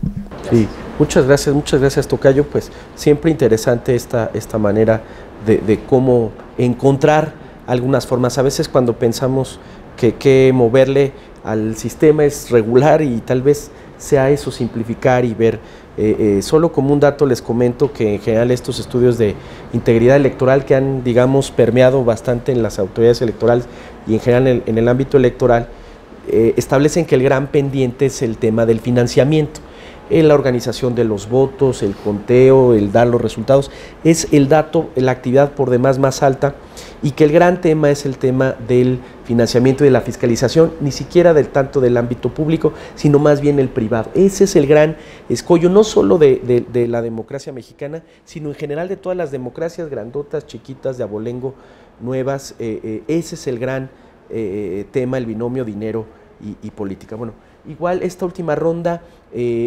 conclusiva y alguna propuesta, idea que puede ser quitar, poner, dejar igual, lo que ustedes quieran. Gracias, Arturo. Bueno, pues para empezar el tema del gran binomio, el tema de importancia ahorita, que es cómo regular el financiamiento privado. Déjame decirte que eso pues es un tema que ya ahorita lamentablemente, por ejemplo, los institutos electorales, dado la asunción que hizo Total a nivel nacional del financiamiento, ya no nos podemos meter. Y justamente ese tema, en el Instituto Electoral de la Ciudad de México, y me estoy seguro que muchas otras entidades federativas, iban mucho más de avanzada en los mecanismos de rendición de cuentas y de persecución del dinero en los partidos políticos, en los procesos electorales. Como dato curioso nada más, desde el 2000 en el Instituto, en procesos y procedimientos electorales de la Ciudad de México se reguló el rebase de topes de gastos de campaña para tratar de generar condiciones de equidad en la contienda. Desde el 2000, a nivel federal fue hasta 2007-2008. Desde el 2009, en el Instituto Electoral de la Ciudad de México se diseñó un protocolo, acuerdos y lineamientos para llevar a cabo un padrón de proveedores para que haya condiciones también en la contienda, es decir, que todos los proveedores que le vendieran recursos, bienes o servicios a los partidos políticos estuvieran previamente registrados en el Instituto Electoral con documentación oficial, ver precios, sacar matriz general de precios, homologar, estandarizar costos. Bueno, esto lo hizo en el 2009, el Instituto Federal Electoral adoptó esta buena práctica hasta el 2014. En el tema también nuevamente de preocupación por el tema de la inequidad en la contienda, en el 2013 el Instituto Electoral de la Ciudad de México también empezó con las buenas prácticas de monitoreos de espectaculares, de spots en radio y televisión, y esto fue una muy buena práctica que después se replicó 5 años después a nivel federal. Con esto te quiero decir, hay modelos y buenas prácticas que se van gestando desde lo local y que son mucho más baratas incorporarlas como un laboratorio, si tú lo quieres ver, a nivel focalizado. Y mira que la Ciudad de México es focalizado y no porque somos 7.6 millones de personas las que estamos en el listado nominal, es decir, pues podemos ser solito una elección nacional de otros países. Entonces, la verdad es que esfuerzos que se pueden usar como ratón de laboratorio en la Ciudad de México y muchas otras entidades federativas con problemáticas muy específicas. Oaxaca, por ejemplo, con la altísima comunidad y presencia de comunidades indígenas y pueblos y barrios originarios, pues ha sido un laboratorio brutal para poder analizar estas buenas prácticas de cómo implementar el reciente protocolo que tuvieron para el registro de personas mushes. En fin, o sea, son buenas prácticas que se pueden después nacionalizar y que te salen mucho más costosas si empiezas desde lo local, empezando a a jugar con ellas, modulándolas, dice hay que subirle por acá, hay que blindar un poco más acá, hay que soltar un poco más esto, y después ya generar patrones nacionales, pero sí es mucho más barato. ¿Qué propuestas tenemos, al menos en el Instituto Electoral de la Ciudad de México? Bueno, hablando un poco sobre tema de abaratar, si queremos llamarle de alguna forma, a las elecciones, es el voto por internet. El Instituto Electoral desde 2012 ya incorporó una campaña de voto electrónico desde el extranjero que se pretendía llevar en 2018 también desde el extranjero. Por una disposición nacional nos obligaron a decir no hay condiciones para que tú solito salgas a nivel local a llevar una campaña de voto electrónico en la Ciudad de México. Entonces, por estandarización de procesos no se permitió, pero el Instituto Electoral lo que busca y que está gestando ahorita es hacer justamente una transición del voto electrónico, a lo mejor no para elecciones, porque entendemos que ahorita hay que estar a los estándares homogéneos por el modelo que tenemos, pero sí al menos en mecanismos de participación ciudadana. ¿Qué es lo que queremos aprovechar? Pues ya también las tecnologías que ya ha implementado el INE en la credencial para votar, ya tiene cruces de datos biométricos desde la 4ª generación, ya va en la 5ª generación. Entonces, al llegarnos de estos insumos que ya existen hoy por hoy, al menos en un 80% de la población en la Ciudad de México, y a partir de eso generar votación mediante correo electrónico o portales institucionales o aplicaciones móviles, en los cuales pues hay muchas modalidades. Una de las que estamos explorando es que sea mediante la fotografía de la lectura de la huella, y fotografía lo digo porque si lo vamos a un dispositivo, obligaríamos a la ciudadanía que tenga ese dispositivo. Entonces lo que estamos pensando es una fotografía que te mapee toda la huella digital, y a partir de esa te abra un sistema. O la otra es, de plano, tener una fotografía de cara que te haga reconocimiento y de distancias entre ojos, nariz. ¿Para qué? Para que pueda tener una fiabilidad del 99% de que se trata de la persona genuina y no haya usurpación de personalidad, y con esto habilitar el sistema. ¿Por qué estamos haciendo esto? Porque justamente lo que queremos es generar condiciones de elecciones mucho más económicas, mucho más eficientes, en los cuales a lo mejor podríamos generar escenarios en los cuales la capacitación, que hoy por hoy es muy cara y muy costosa, no solamente a nivel local, sino a nivel nacional también, pueda generar unos costos mucho más bajos. Entonces, esa es una gran propuesta para tratar de eficientar el gasto y pues reducir en exceso la carga financiera gubernamental. Perfecto, muchas gracias, Mauricio. Pues siempre interesante. Vamos a tener también una mesa sobre voto de los mexicanos en el extranjero, y siempre será importante cómo mejorar estas condiciones.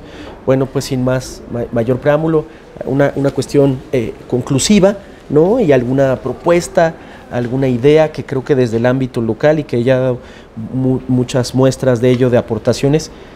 Pues tu turno, Octavio. Gracias, Arturo. Quisiera empezar a recordar unas palabras de Emilio Rabasa en su libro de La Constitución y la Dictadura, donde dice más o menos así, que cuando la fuerza de los estados cobre su real poder, nos vamos a llevar sorpresas que la inteligencia más penetrante aún no puede vislumbrar. Estoy parafraseando a don Emilio, y creo que tiene razón. Creo que desde lo local aquí se ha comentado una serie de aportes importantes y relevantes. Se hablaba hace poco en cuanto a la elección de Puebla, esta elección que atrae el INE, de que va a venir con foto la boleta de gobernador, y yo digo, en Querétaro desde 2009 la usamos. O sea, no me parece el gran avance porque ya lo tenemos. Entonces, incluso en esta idea de ahorrar y de transparencia, a lo mejor habría que ver qué es lo que aportamos desde lo local. Y bueno, creo que esto aquí ya se ha dicho. Cuando Mariana habla de esta iniciativa y la intención de nombrar por parte de la Cámara de Diputados, mi primera reacción fue pensar al leer esta iniciativa que, bueno, íbamos a regresar al tema de las cuotas, pero después me acordé que los últimos 3 nombramientos de consejerías del INE que hizo la Cámara de Diputados venían de los soples de Michoacán y de la Ciudad de México. Entonces, me da la impresión de que no hacemos tan mal las cosas, donde la propia Cámara de Diputados, que la idea es que ahora nombre a los consejeros locales, están nombrando a consejeros que vienen de los soples para el INE, porque si se hiciera mal el trabajo, pues no los hubieran nombrado. Es una mera reflexión. Yo quisiera traer un poco algunas voces. Me gustaría saber qué opina de esta idea de la centralización. No sé, estoy pensando en José Woldenberg, estoy pensando en Diego Valadez. Si hablamos de especialistas en la materia electoral, sería interesante ver qué opina, por ejemplo, César Astudillo sobre el tema de centralización. Y la verdad es que lanzo la pregunta sabiendo que César está en contra de la centralización. Creo que sería interesante escuchar la voz del doctor Santiago Nieto, que creo que también conoce un poquito la materia electoral. Por ahí creo que estuvo en el INE, creo que estuvo en la FEPADE, creo que fue magistrado regional del Tribunal Electoral del Poder Judicial de la Federación. Y en su último libro, de sus memorias como fiscal, él habla de regresar al federalismo electoral. Sinceramente, yo no desautorizaría la experiencia ni el conocimiento de Santiago de la materia electoral como para decir que está equivocado. Creo que es una voz que vale la pena escuchar. Y quisiera decir esto, que el problema con la centralización es que al ignorarse las peculiaridades locales, se generan problemas políticos que después de arreglarlos salen más caros que los problemas meramente democráticos. Voy a resumirlo, voy a ponerlo con un ejemplo muy concretito. El INE estableció una serie de parámetros para la operación del PREP, y una de las cosas que te decía el INE en las elecciones del año pasado era que si tú tenías un acta donde tenías resultados legibles, pero de un partido no era legible el resultado, tú tenías que capturar la información y subirla. Eso tiene mucha lógica cuando piensas en una elección presidencial, en una elección nacional. Pero a nosotros en Querétaro nos generó un problema en un par de municipios. ¿Por qué? Voy a pensar en el municipio de Ezequiel Montes, que es el municipio que ganó Morena. En el PREP se daba un resultado y ahora de la sesión de cómputo se dio un resultado distinto. Y eso obviamente, o sea, la idea del PREP es generar certeza. Cuando tienes estos cambios, la gente inmediatamente se pregunta qué pasó. ¿Qué fue lo que pasó? Pues lo que sucedió fue lo siguiente. La diferencia fue el resultado en 2 casillas. Cuando nosotros regulábamos en lo local el PREP, nuestra regla era: si tienes un acta con el resultado de un partido no legible, no la captures. Sí la subes para que la gente la vea, pero no la captures. Porque tú no puedes interpretar si es un 9 o un 4, un 5 o un 3. Con las nuevas reglas centrales del INE, que entiendo tienen una lógica desde lo federal, pero no una lógica, ya no hablemos desde lo local, sino de lo municipal, nos obligaron a capturar actas donde los resultados de Morena no eran claros. Entonces, se captura el acta, pero no se captura el resultado de Morena. Por eso se da un cambio en el resultado. Cuando los institutos diseñamos estos instrumentos desde lo local, sabemos que eso nos puede pasar, porque sabemos que en una elección municipal, una casilla o 2 casillas es el cambio en el resultado. Y sabemos que si no lo diseñamos bien, no vamos a poder aportar el principio de certeza, que es para lo que sirve el PREP. Entonces, el problema de la centralización es ese. Ahí se generan problemas políticos y de estabilidad que no tienen que ver con quién gana o con quién pierde, tienen que ver con un tema de transparencia y de certeza de los ciudadanos. Me parece que va mucho por ahí el tema. Me parece que, hablando también de la cuestión de la autocrítica, y yo lanzaría una autocrítica también a los partidos. ¿Cuánto hacen? ¿Qué tanto hacen o qué hacen los partidos políticos en los procesos electorales que implican que estos sean más caros? Voy a poner un ejemplo de 2015. Un partido político nos pidió hacer una oficialía electoral revisando todas las publicaciones periódicas de Querétaro durante 6 meses.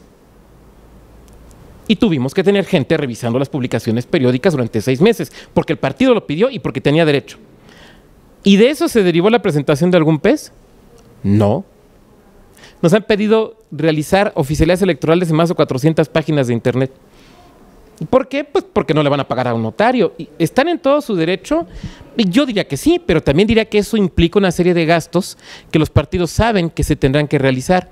Porque, y Mariana lo sabe, mis compañeros lo saben, los especialistas lo saben, cuando tú tienes gente que va a dedicarse, por ejemplo, a hacer oficialía electoral, no es que tomes cualquier abogado que va pasando y que viene a cobrar pagarés para un banco y lo vas a poner inmediatamente a hacer oficialía electoral. Lo tienes que capacitar, lo tienes que entrenar, lo tienes que probar. Todo eso tiene costos. Los partidos políticos pueden ayudar también con sus actitudes y sus acciones en los procesos electorales a reducir costos. Tuvimos, y con esto cierro, la elección en un municipio muy importante que es San Juan del Río, que es el municipio que se cruza cuando se va de Querétaro a la Ciudad de México, viceversa, donde de plano 2 partidos en todos los actos de campaña nos pedían oficialías electorales. En todos los actos de campaña. Entonces, era como si hubiera oficiales electorales adscritos a los partidos, porque ya sabíamos que tenían que ir a todos los actos del partido político. ¿Por qué razón? Pues por lo que se presente. Oiga, ¿y eso tiene costo? Pues sí, tuvimos que contratar gente para hacerlo, y tuvimos que capacitarla, y tuvimos que formarla. ¿Eso cuesta? Sí, desde luego, eso también cuesta.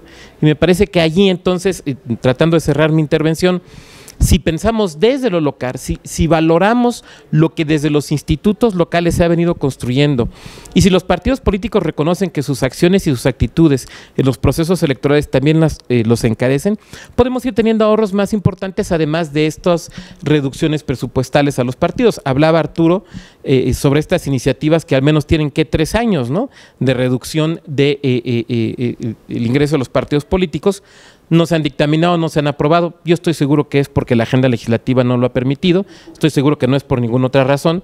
Y es que además los propios legisladores lo han dicho. Ha sido la agenda legislativa y los tiempos los que no les han dado. Yo les creo. Como yo les creo, lanzaría una última pregunta. Hay una serie de iniciativas que hay ahorita en el Congreso de la Unión. Vamos a pensar por un momento que se aprueben. Yo quiero partir de la idea del legislador racional. Esto es, de que si las han presentado es porque han hecho los análisis pertinentes que sustentan las iniciativas. Hay varias. Arturo daba cuenta de más de 50. Bueno, yo me iré a un número reducido. Por ejemplo, se ha planteado la idea de la elección popular de los ministros de la Corte, se ha planteado la idea de fusionar 2 direcciones en el Instituto Nacional Electoral, se ha planteado la idea de reducir el presupuesto al Instituto Nacional Electoral, se ha planteado la idea de reducir el número de personas que trabajan en el Instituto Nacional Electoral, se ha planteado la idea de desaparecer a los soples, de manera que un Instituto Nacional Electoral con menos direcciones, menos personal, menos recursos, menos capacidades, se encargue de las elecciones que ya se encarga, más las elecciones de ministras y ministros de la Corte, más las elecciones de los estados y de las legislaturas, más las elecciones de los más de 2.400 municipios, más la supervisión de las elecciones por usos y costumbres, sistemas normativos internos, perdón, que en Oaxaca, citaba Mauricio, son más de 426 municipios. Sumémosle también lo que ya está sucediendo en Chiapas, lo que está sucediendo en Michoacán. Sumémosle las elecciones submunicipales en las que participamos los institutos electorales locales. Estoy pensando en delegaciones, subdelegaciones, sindicaturas, comunidades. Cada estado tiene una forma distinta. Las presidencias auxiliares, por ejemplo, en Tlaxcala. Yo supongo que todos estos análisis han llevado a la cuenta de que un INE con menos recursos, con menos personal, con menos capacidad y la desaparición de los soples, de todos modos el INE podrá encargarse de todas estas elecciones y sacarlas adelante de forma adecuada. Supongo que ya se hicieron los análisis. Cerraría, por último, diciendo que, retomando también una idea del doctor Santiago Nieto, el problema no está en los votos ni cómo se cuentan, el problema está en cómo llegan, el problema está en la corrupción previa en las campañas. Ese no es un problema de los institutos electorales, ni del INE ni de los soples. Ese es un problema de las fiscalías y de las entidades de fiscalización. Si queremos realmente reducir la corrupción que inicia, y de nuevo no es idea mía, es idea del doctor Nieto, desde las campañas, si queremos elecciones más transparentes, más claras y más competitivas, la clave no está en cómo contamos los votos, la clave está en cómo permitimos que los votos lleguen a las urnas. Muchas gracias, Octavio. Pues siempre muy interesante cómo ubicar. Ayer en la sesión pasada pues era mucho de establecer los diagnósticos para poder hacer las leyes correspondientes y un poco tal vez eso deba insistirse. ¿Cuál es el balance y cuál es el incentivo que mueve a una determinada fuerza política, cualquiera que ésta sea, para hacer un cambio legislativo? Y me parece que tiene que estar acompañada de una serie de decisiones, de análisis, de enfoques que hagan precisamente decantar una ruta legislativa o cualquiera de esta índole, ¿no? Bueno, muchas gracias de verdad. Pues sin mayor preámbulo, por favor, Mariana. Gracias. Voy a centrar mi última reflexión sobre 3 propuestas o 3 cosas que creo que tienen que tener muy presentes. La primera, austeridad. Es necesaria, es indispensable, es deseable, necesaria. Pero eso no nos puede llevar a la ineficiencia institucional, bajo ninguna circunstancia. Hay que eficientar los recursos, pero no hay que hacer a las instituciones ineficientes. No hay que cortarles los elementos estructurales que necesitan para su funcionamiento. El segundo tema que creo que es muy importante, la ética y la integridad pública se tienen que hacer un tema en la materia electoral, en los partidos políticos, en el actuar de las autoridades. Este es un tema que se está fortaleciendo mucho en el ámbito administrativo, pero en materia electoral, si bien en el ámbito judicial también ya está, en la materia electoral no. La ética de los partidos políticos y la integridad en su actuar debe centrarse en la discusión y debe ser un proceso de capacitación y de involucramiento para que el actuar de los actores, valga la redundancia, el actuar de las personas que están en el escenario político, se rija bajo estos dos principios. Y el tercero, que es muy importante, la elección de las personas que están en los institutos electorales. Hace rato comentabas, Arturo, y aquí voy a discernir un poco, en que tal vez el sistema para la elección de los consejeros locales sea óptimo. Creo que lo volvimos a complejar.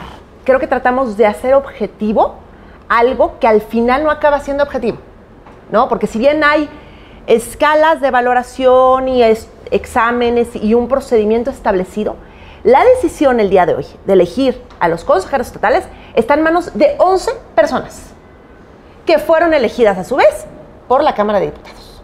Entonces no estoy segura si eso nos garantice una ética o una integridad del consejero o que sean consejeros idóneos. Creo que estamos desacreditando en automático a todas las autoridades. Por ejemplo, elección de ministros. En automático los 3 perfiles están desacreditados, siendo que tienes personas con carreras y trayectorias intachables. Elección de consejeros. En automático todos desacreditados.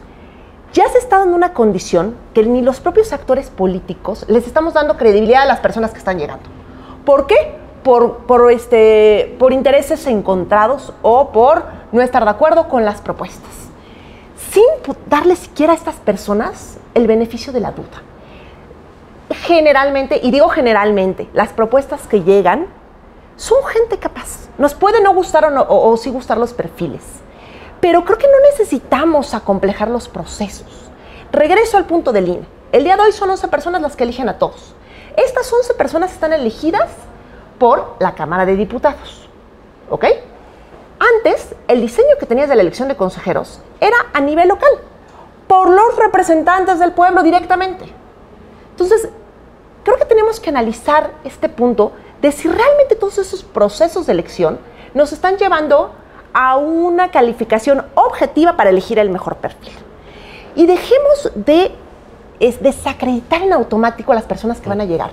Las instituciones se están debilitando y los primeros que las estamos debilitando somos muchos actores políticos, ¿no? En automático, en cuanto llegan, las personas ya traen todos los cuestionamientos en la espalda. Entonces, debemos darles el beneficio de la duda. Muchas personas se han dedicado a hacer que las instituciones pierdan su credibilidad, cierto. No estoy diciendo con esto que las personas no hayan, o que muchos servidores públicos no hayan cometido actos de corrupción y hayan debilitado a las instituciones. Pero para poder volver a ganar la confianza de la ciudadanía, debemos de por lo menos dar el beneficio de la duda a la gente que llega, de creer en esas personas, de confiar en esas personas, ¿no? Y de buscar procedimientos adecuados, pero no necesariamente acomplejarlos. La objetividad en una elección es parcial. En una elección de ciertos funcionarios públicos. No siempre es total, ¿no? Entonces aquí creo que hay que ser muy cuidadosos. Y en este mismo punto, creo que como última reflexión es muy importante agregar un cuarto punto, aguas con las modificaciones constitucionales. Aquí regreso a mi primer planteamiento. Los consejeros electorales necesitan independencia. Hacen funciones materialmente jurisdiccionales. ¿Y cuáles son los principios que tienen que regir una actividad jurisdiccional? La independencia, la autonomía, la certeza. Si la modificación a la Constitución y la posibilidad de que sean removidos se presenta cada 3 años o cada 6, o cada reforma constitucional que se le ocurre a un legislador, hace que el trabajo del consejero electoral se tambalee. Hace que su independencia se pueda ver cuestionada, hace que no tenga la misma autonomía para actuar. Es muy importante que se cuiden las instituciones. No son una moneda de cambio, no son una cuota. Hay que respetar los tiempos establecidos y hay que darles el espacio que necesitan para funcionar. Y con eso creo que termino los 4 puntos que creo que son importantes. Sí, muchísimas gracias, Mariana. Pues siempre importante esta cuestión. Ha sido una constante en la anterior mesa también el tema de los nombramientos. Un poco nada más para comentar, en otros países, por ejemplo, en cortes constitucionales, tienen una participación las escuelas de derecho y las barras de abogados, es decir, incluso hasta, digo, no quisiera llamarlo cuota, pero sí que se deja en una designación en estos ámbitos, ¿no? Despojando del ámbito político. Eso es algo que ha habido una resistencia. En México, en Perú existe, entiendo en Alemania también, y es algo que habrá que explorar, eventualmente, pues pensar que esto sí es una constante, porque lo hemos escuchado no solo en estas mesas, sino también en muchos otros lados, pues incorporar, y eso me parece algo que el derecho comparado pues está aportando a este ámbito, ¿no? Pues sin mayor preámbulo, pues lo que tú quieras agregar, ya nos dijiste algunas conclusiones, ahí me adelante. Tocayo, pero es tu espacio. Claro, gracias. Y algunas cosas muy breves. Respecto a lo que dice Mariana, yo no creo que hay que hacer complejos los procesos, al contrario, creo que hay que simplificar todo. Sí creo que hoy en día las designaciones son un tema por cómo se han dado. Justamente la construcción del diseño institucional en México, el diseño electoral institucional en México, se basa en la autonomía de las instituciones y en la independencia e imparcialidad en el desempeño de sus integrantes, ¿no? Más allá de la certeza y la equidad en la contienda y demás, creo que esos son pilares fundamentales. Me parece que hoy en día parte de los procesos de designación se han vuelto complejo porque yo creo que no se hace un análisis completo de los perfiles. Hoy en día, si tú ves las listas de los que llegan ahorita a las salas regionales, a la sala superior, a todos conocen la materia. O sea, yo no puedo decir de uno solo, y mira, por ejemplo, ahorita en las salas regionales conozco a todos, yo no puedo decir de uno solo que no conozca ampliamente la materia, ¿no? Todos son muy capaces. Por ejemplo, lo que no se hace es, todos tienen amplias trayectorias, no se analizan las trayectorias. Muchos tiempo después que ves decisiones polémicas o ves actuaciones, dices, claro, si conocieras la trayectoria es algo que podrías esperar. No se hace un análisis de trayectoria. En ese sentido, yo justamente he estudiado mucho las designaciones en los órganos electorales de América Latina y no hay una sola que funcione, ¿eh? O sea, en Perú, hace poco que fui, están muy molestos porque no les gusta el sistema, porque dicen que es un sistema politizado. Siempre va a ser controvertido. Yo lo que digo es que hoy en día tenemos mayor posibilidad de hacer un escrutinio a trabajos, a cómo se han desempeñado en diferentes cargos, cómo se han desempeñado en su trayectoria profesional, porque todos ya la tienen. Al principio esto era muy complicado hacer porque no había esta materia tan especializada como es ahora, al menos lo electoral. Yo coincido, ahora con las ministras, creo que parte de lo que se tiene que analizar no solo es su criterio jurídico, ese puede cambiar, evolucionar, mejorarse o no. Lo que tienes que hacer es, las tres tienen una amplia trayectoria, vamos a ver qué han hecho, cómo se han desempeñado en sus cargos, vamos a hacer un análisis más profundo. Dicho esto de las designaciones, y que me parece que es un tema que da para debatir varias horas, yo nada más quiero decir algo muy sencillo. Creo que lo electoral se tiene que ver a partir de ciclos electorales. Y un ciclo electoral implica no solo organizar una elección y que se lleve a cabo la elección, implica después revisar y analizar lo que pasó, estudiar y ver cuáles son las áreas de mejora, qué es lo que se ha hecho bien y qué es donde se puede mejorar. Y después volver a planear, a organizar y a hacer las elecciones. Creo que necesitamos entender mucho más el ciclo electoral. Los ejercicios de integridad electoral van mucho a que hay un ciclo y ese ciclo hay diferentes etapas que se tienen que ir haciendo. En ese sentido, a mí me parece que ahorita deberíamos estar en una etapa de revisar y analizar lo que se hizo en 2018 para ver qué modificaciones hay. Yo insisto, yo soy un partidario de darle un poco de estabilidad al sistema. En otros países festejan reformas cada 15 o 20 años. Nosotros estamos cada 3 o 4 años queriendo cambiar el sistema electoral todo el tiempo. Creo que también uno de los defectos de los legisladores y de muchos abogados es que creemos que todo se mejora o se perfecciona con una reforma a la ley, y no es así. Esta legislatura tiene récord en presentación de iniciativas. Y no necesariamente todos esos son cambios para mejorar. Creo que nos falta mucho a analizar exactamente hacia dónde tenemos que ir. En ese sentido, yo sí creo que internamente en las autoridades electorales se debe de hacer un análisis de mejora regulatoria. ¿Cómo podemos ciertos procesos mejorarlos, perfeccionarlos, hacerlos mucho más eficientes? Creo que justamente se tiene que evitar dobles procesos, dobles facultades y doble actuación de las autoridades electorales. Tenemos autoridades en dos niveles, el nivel federal, nacional y el nivel local. Hay que verlo como un sistema que es lo que se creó, y hay que hacerlo funcionar más como un sistema, no como que cada quien tiene que hacer sus esfuerzos aislados, porque esto también te va a eficientar recursos, porque sí, la austeridad va a ser una regla permanente de ahora en adelante. Y por último, creo que el papel de las autoridades como centros de construcción, de fortalecimiento de la democracia se tiene que ver en dos sentidos.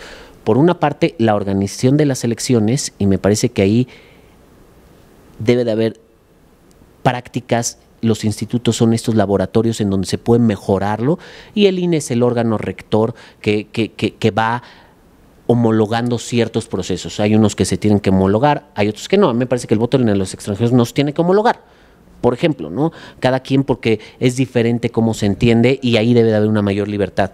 Pero hay otros procesos que sí estoy convencido que como se tienen que hacer, y son en los que más tenemos que trabajar, es desde lo local, y son los procesos de construcción de ciudadanía. A la gente realmente vive muy alejado de lo público, vive muy alejado de lo que ocurre en la esfera pública en todos los niveles, y aquí es en donde más hay que trabajar, y no se puede trabajar desde el centro, no se puede trabajar desde un nivel federal o desde un nivel nacional. ¿Por qué? Porque no es lo mismo cómo tienes que construir ciudadanía en las comunidades y los pueblos indígenas a cómo lo tienes que hacer en las grandes urbes, ¿no? O sea, creo que ahí es muy diferente, y hay muy buenos ejemplos. El Instituto Electoral lo ve, el de la Ciudad de México, ¿no? Hay que hacer una consulta para el corredor cultural Chapultepec, porque es una zona muy particular y tiene un problema que probablemente no es lo mismo que se tiene que hacer en Milpa Alta, ¿no? En las mismas ciudades también hay lógicas diferentes, y eso desde el ámbito centralizado, desde la oficina de 11 personas o de 7 personas, no se entiende ni se ve, ¿no? Se ve muy lejos. Muchísimas gracias. No, muchas gracias. Muchas gracias a ti, tocayo. Pues con esto damos por finalizada esta mesa. Me parece que ha sido muy productiva. Algunas conclusiones sobre la estabilidad de las reformas constitucionales que se vuelven necesarias. Recalcar sobre las aportaciones que han surgido en cada uno de los institutos electorales locales y que han nutrido la práctica a nivel nacional, y tener también en cuenta sobre los procedimientos de nombramientos en general de distintas autoridades, hacer hincapié en eso. A mí me parece que ha sido una mesa muy ilustrativa, con posiciones distintas, pero al mismo tiempo también coincidentes, y pues los esperamos en nuestra siguiente mesa de discusión. Muchísimas gracias.